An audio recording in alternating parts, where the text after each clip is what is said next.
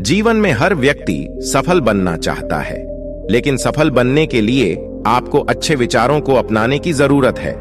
गौतम बुद्ध के उपदेशों से आपके जीवन में सकारात्मक बदलाव आते हैं और इससे आपका जीवन बदल जाता है। यही कारण है कि बुद्ध के विचारों को सुखी जीवन का सूत्र कहा जाता है। सफल बनने के लिए हर व्यक्ति का अपना एक लक्ष्य पहले से ही निर्धारित होता है और वह उसी के अनुरूप काम करता है। लेकिन कई बार ऐसा होता है कि आप जो बनना चाहते हैं वैसा नहीं बन पाते हैं। कुछ लोग इसे लेकर यह मान लेते हैं कि शायद उनकी किस्मत में ही यही लिखा होगा, लेकिन इसका असली कारण कुछ और ही होता है। गौतम बुद्ध की इस कहानी की माध्यम से आज हम इस बात को समझते हैं। एक बार गौतम बुद्ध को एक सभा में उपदेश देना था। सभा में करीब 100 से ज्यादा लोग उपस्थित थे और उनका इंतजार कर रहे थे। गौतम बुद्ध आए, लेकिन बिना कुछ कहे ही सभा से चले गए। बुद्ध का ऐसा व्यवहार देख सभी हैरान रह गए, लेकिन किसी ने उनसे कुछ कहा नहीं। अगले दिन फिर से सभा का आयोजन हुआ, लेकिन आज सभा में उपस्थित लोगों की संख्या घटकर 80 हो गई।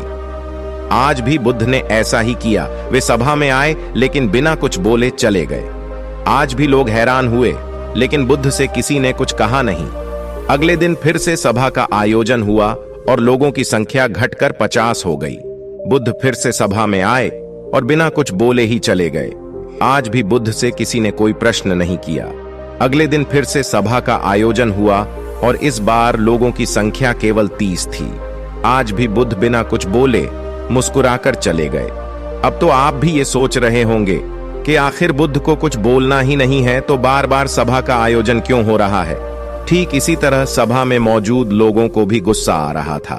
अगले दिन फिर से सभा का आयोजन हुआ और आज सभा में केवल 15 लोग ही उपस्थित रहे। लेकिन आज गौतम बुद्ध ने अपना स्थान ग्रहण कर लिया और उपदेश देने के लिए बैठ गए।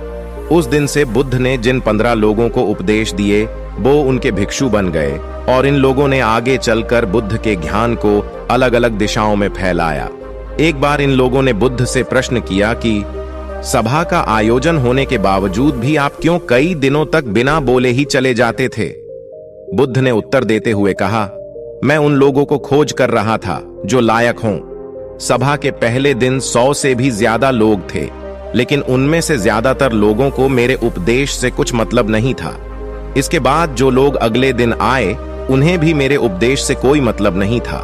वो तो केवल इसलिए आए थे क्योंकि वो देखना चाहते थे कि आखिर सभा में होता क्या है। लेकिन मुझे ऐसे लोगों की तलाश थी जो मेरे ज्ञान को जन जन तक पहुंचाए। मैं कई दिनों तक इसलिए बिना बोले चला गया क्योंकि मैं यह देखना चाहता था कि आखिर वो कौन लोग हैं जो सच में मेरे उपदेश को सुनना चाहते हैं, जिन्हें वास्तव में मेरे ज्ञान पाने की प्यास थी। वो लोग ही रोज सभा में आए।